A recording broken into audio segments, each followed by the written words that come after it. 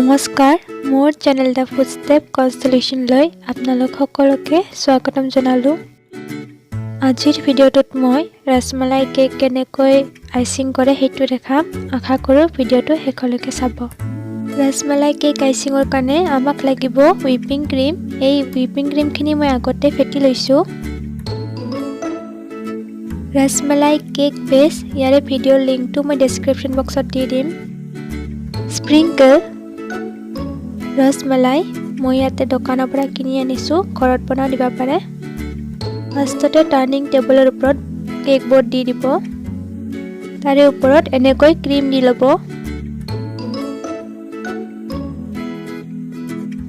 তাৰে ওপৰত আমাৰ ফাৰ্ষ্ট লেয়াৰটো দি ল'ম। এতিয়া আমি চুগাৰ চিৰাপৰ জাগাত এনেকৈ ৰসমালাই ইউজ কৰিম।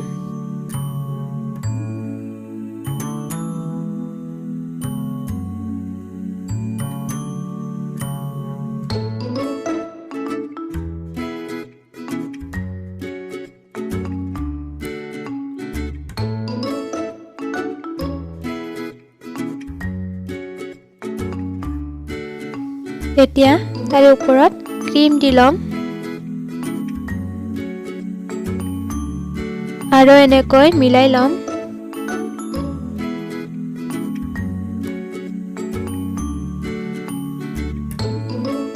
তাৰে ওপৰত এনেকৈ মিঠাই দি ল'ম, এইটো অপশ্যনেল।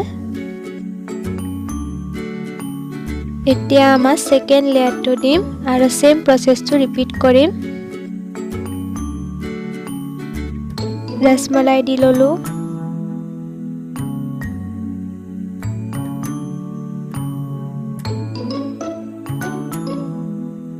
এয়া ক্ৰীম দি ল'লো,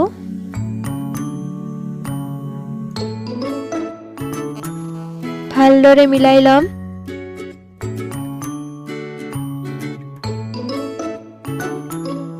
গোটেই কেকটো ক্ৰাম কোট কৰিম।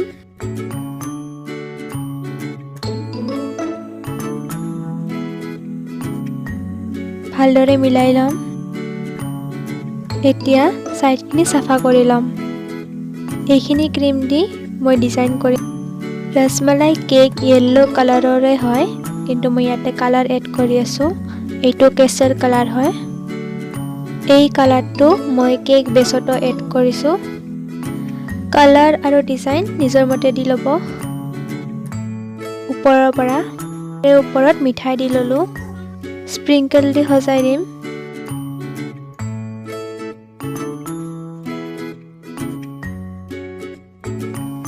নামটো লিখি ল'লোঁ আৰু অলপমান ডেকৰেট কৰি ল'লোঁ। এতিয়া তলত এনেকৈ বৰ্ডাৰ দি ল'ম আৰু এনেকৈ কেইটামান হাৰ্ট শ্বেপ বনাই ল'ম।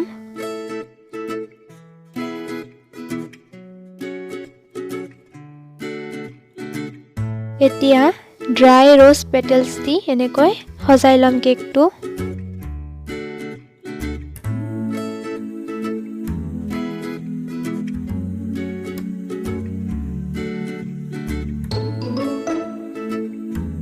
এইটো আমাৰ কেকৰ ফাইনেল লুক।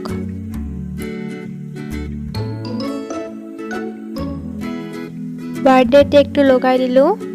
আশা কৰোঁ ভিডিঅ'টো চাই ভাল পালে। যদি ভিডিঅ'টো চাই ভাল পালে তে লাইক, কমেণ্ট, শ্বেয়াৰ আৰু যদি চেনেলটো ছাবস্ক্ৰাইব কৰা নাই ছাবস্ক্ৰাইব কৰি ল'ব। ধন্যবাদ।